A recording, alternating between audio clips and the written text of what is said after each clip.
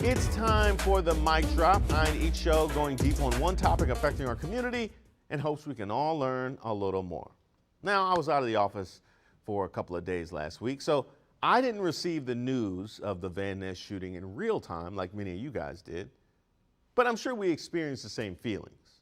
A now too familiar witch's brew of horror, worry, fear, frustration, and anger.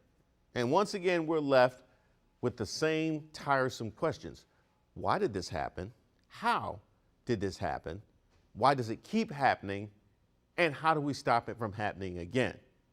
Now, you may have a few more, of course, like how does this happen here? But let's take a look at these. As to the first question, we don't know why a 23-year-old young man turned the intersection of Connecticut Avenue and Van Ness Street Northwest into a war zone, firing hundreds of rounds in seconds, according to DC Police Chief Robert Conti.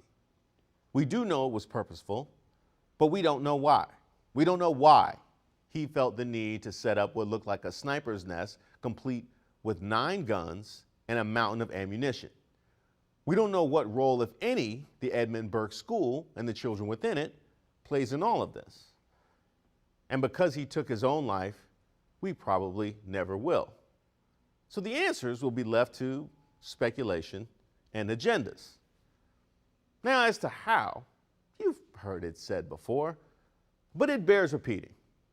As a nation, we are drowning in guns. They exist in every facet of our culture.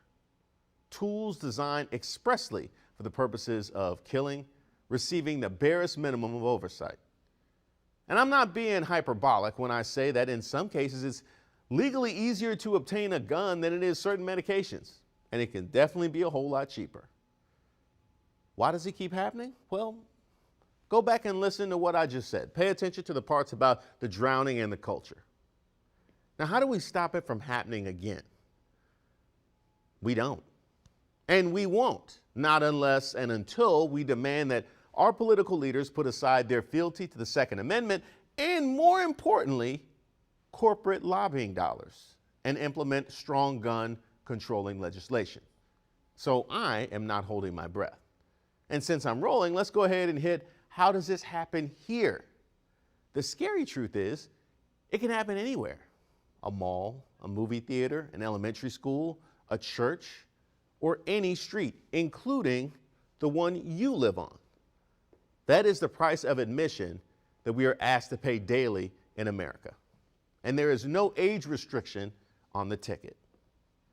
And that to me is the saddest takeaway. Thinking about all of the venues we have to come together, the few still without intense security scrutiny, and knowing that might be a thing of the past.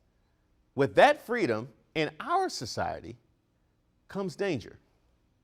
My heart goes out to the children who were forced to pay that cost Friday afternoon.